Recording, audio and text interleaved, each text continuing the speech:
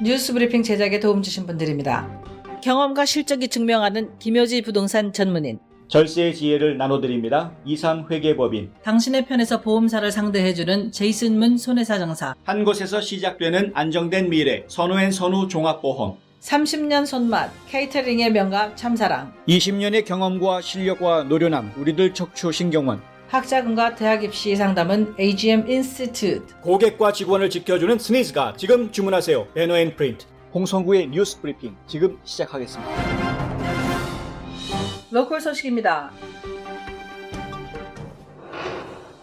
애틀랜타 경찰은 지난 4일 발생한 8살 소녀의 비극적인 총격 사망 사건에 관련된 인물의 모습이 담긴 동영상을 새로 입수했다고 밝혔습니다. 영상에는 검은색 청바지에 흰색 티셔츠를 입은 남성이 AR-15 소총을 들고 있는 모습이 담겨 있는데요. 애틀랜타 경찰서 강력팀장 핏 말레키는 수사관들이 용의자라고 믿는 여러 사람들 중 한 명을 보여주고 있다고 설명했습니다. 그러면서 이 남성의 이름을 아는 사람이 분명히 있을 텐데 간단한 전화 한 통으로 $20,000의 보상금을 받을 수 있을 것이라고 말했습니다. 경찰에 따르면 사건이 발생한 날 용의자 그룹 중에 한 명이 8살 소녀 세코리아 터너가 타고 있던 차에 8발을 맞췄는데 그중 한 발이 소녀를 맞췄고 세코리아는 결국 살아남지 못했습니다. 말레키 수사팀장은 용의자가 최소 3명 정도 더 있을 것으로 보고 있다고 말했는데요. 이번에 공개한 인물이 용의자의 일당을 찾는 데 도움이 될 것으로 기대하고 있습니다. 경찰은 용의자에 대한 현상금을 종전의 $10,000에서 $20,000로 올렸습니다. 용의자에 대한 신고는 애틀랜타 크라임스타퍼로 하면 됩니다.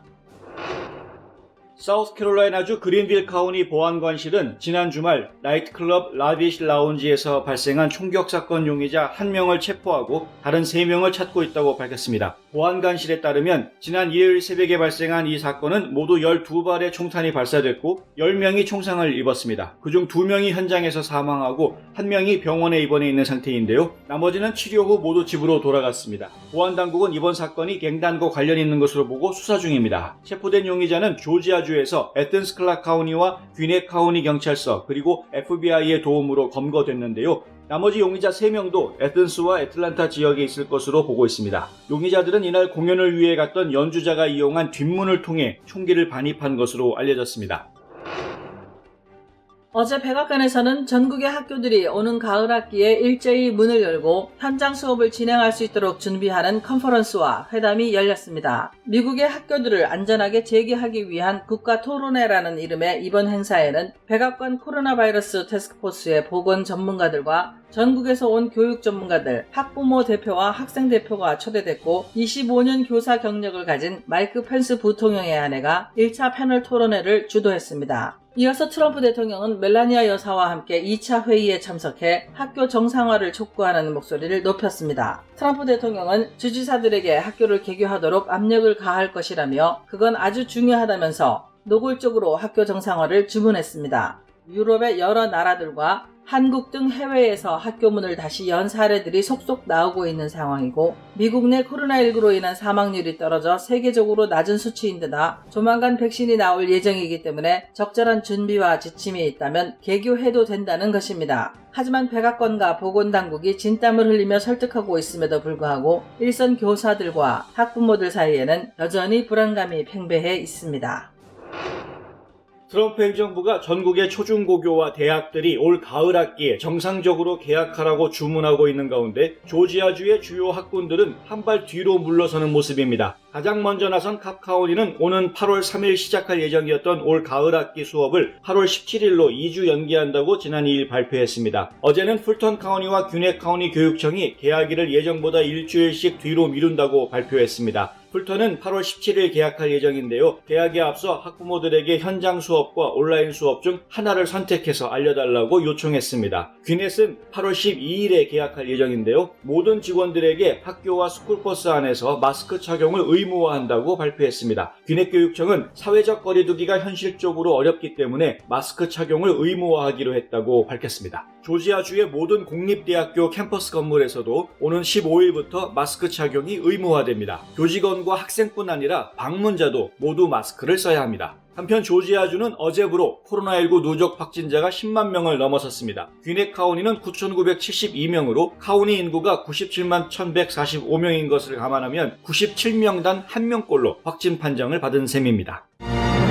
제5회 애틀랜타 문학상을 공모합니다. 미국 동남부 지역에 거주하는 한인이면 누구나 참여할 수 있으며 미발표 신작 작품을 시 부문은 최대 5편, 수필 부문은 최대 2편을 우편이나 이메일로 8월 31일까지 보내시면 됩니다. 수상자에게는 대상 상금 $1,000를 비롯해 상금과 상패 및 등단 증서가 수여됩니다. 제5회 애틀랜타 문학상은 제1IC은행이 특별 후원합니다. 지구촌 소식입니다. 미국이 세계보건기구 WHO 탈퇴를 공식 통보했습니다. 미국은 6일부로 안토니우 구테우스 UN 사무총장에게 탈퇴서를 제출했다고 정치 전문 매체 더 힐이 보도했습니다. WHO의 탈퇴 절차는 무려 1년이라는 시간이 걸립니다. 따라서 진짜 탈퇴가 확정되는 것은 2021년 7월 6일이 되는데요. 트럼프 대통령이 이러한 시간표를 염두에 두고 중국을 겨냥한 기싸움을 벌이고 있다는 관측도 나오고 있습니다. WHO에 가장 많은 분담금을 기부하고 있는 미국은 그동안 WHO가 중국에 편향된 태도를 보이고 코로나19 사태에 있어서 늑장 대응을 했다고 지적하면서 WHO의 개혁을 요구해왔습니다. 도널드 트럼프 대통령이 어제 저녁 그레이 TV의 그레타 반 서스텔렌 앵커와 가진 인터뷰에서 북한 김정은 위원장과 3차 정상회담을 가질 수도 있다고 말했습니다. 서스텔렌 앵커는 과거 팍스 TV에서 트럼프 대통령과 인터뷰한 것이 최고 시청률을 달성한 것으로 유명한 특종 기자인데요. 과거 미북 정상회담을 현장에서 취재한 인물이기도 합니다. 트럼프 대통령은 이날 인터뷰에서 북한이 만나고 싶어하는 것으로 이해하고 있다면서 우리도 물론 그렇게 할 것이라고 말했습니다. 특히 또 한 번의 정상회담을 할 것이냐는 질문에 만약 도움이 된다면 그렇게 하겠다고 답했습니다. 트럼프 대통령은 오바마 전 대통령이 북한을 가장 큰 골칫거리로 언급했던 사실을 상기시키고 힐러리 클린턴이 대통령이 됐다면 지금쯤 북한과 전쟁을 하고 있을 것이란 발언도 했는데요. 김정은 위원장과 좋은 관계를 갖고 있고 전쟁을 억제했다는 점을 강조하는 한편 북한이 핵무기를 개발했을지는 모르지만 미국은 북한에서 9,000마일이나 떨어져 있다고 거듭 말하면서 북한이 미국에 위협이 되지 않는다는 인상을 주려고 노력하는 모습을 보였습니다. 지금까지 북한은 미북 정상회담에 매우 부정적인 입장을 밝혀왔는데요. 트럼프 대통령이 직접 만날 의사가 있다고 밝힌 것이 북한의 태도를 바꿀 수 있을지 주목됩니다. 미국 샌프란시스코 오페라의 음악감독으로 발탁된 지휘자 김은선 씨가 올해 프랑스 대혁명 기념일 콘서트의 총감독을 맡았다고 연합뉴스가 보도했습니다. 프랑스 혁명 기념일 콘서트는 매년 7월 14일 파리 에펠탑 바로 아래에서 열리는 프랑스의 연중 최대 음악 행사 중 하나라고 하는데요. 김 씨는 오늘 14일 밤 9시 10분부터 파리 시내 에펠탑 앞 상드마르스 광장에서 열리는 혁명 기념일 콘서트의 음악감독을 맡아 프랑스 국립관현악단, 라디오 프랑스 합창단, 소년 합창단을 지휘합니다. 이번 콘서트는 프랑스의 코로나19 사태가 본격화한 이후 프랑스에서 열리는 가장 큰 클래식 음악 행사여서 세간의 이목을 더욱 집중시키고 있는데요. 한국인 여성 지휘자가 프랑스 국가로 피날레를 장식하는 이 음악회를 통해 프랑스인들에게 화합의 순간을 선사하게 될지 주목됩니다. 한국 소식입니다. 한국을 방문 중인 스티븐 비건 미 국무부 부장관 겸 대북 특별대표는 오늘 한미 북핵 수석 대표 협의 뒤 브리핑에서 한국 정부가 북한과 남북 협력 목표를 추진하는 데 있어서 한국 정부를 완전히 지지할 것이라고 밝혔습니다. 비건 부장관은 김정은 국무위원장이 협상할 준비가 됐고 권한이 있는 카운터파트를 임명하면 북한은 그 순간 우리가 대화할 준비가 됐음을 알게 될 것이라고 말했습니다. 하지만 북한 최선희 제1부상에 대해서는 이례적으로 비판을 하기도 했는데요. 최 부상이 미국과 마주 앉을 생각이 없다고 밝힌 데 대해 비건 부장관은 우리가 북한과 만나자고 요청한 적도 없다면서 이번 방안은 친구와 동맹을 만나기 위한 것이라고 말했습니다. 이날 주한 미국 대사관이 배포한 보도자료에는 최 부상과 존 볼턴 전 백악관 보좌관을 언급하며 낡은 사고방식에 사로잡혀 있다면서 무엇이 가능한지 창의적으로 생각하기보다는 부정적인 것과 불가능한 것에만 집중한다고 꼬집어 말하기도 했습니다. 현대자동차가 7월부터 현대차 채용 홈페이지를 통해 해외 석박사급 인재 상시 채용을 실시한다고 오늘 밝혔습니다. 작년까지는 연 1회만 해외 석박사급 인재를 선발했는데요. 올해부터는 연중 상시 지원을 받아 선발하는 체계로 전환해 급변하는 사업 환경에 맞춰 우수한 해외 인재를 적시에 선발, 적재적소에 배치하겠다고 설명했습니다. 2020 현대차 해외 우수 인재 채용 모집 분야는 자율주행, 전력전자, 연료전지, 미래에너지, 로보틱스, 인공지능 소프트웨어, 빅데이터 등 총 7개입니다. 모집 대상은 해외대학 이공계 석박사 학위 취득 및 취득 예정자 혹은 그에 준하는 경력 보유자 중 해외 거주 중인 자로 각 분야별 직무 등 세부 사항은 현대차 채용 홈페이지를 통해 확인할 수 있습니다.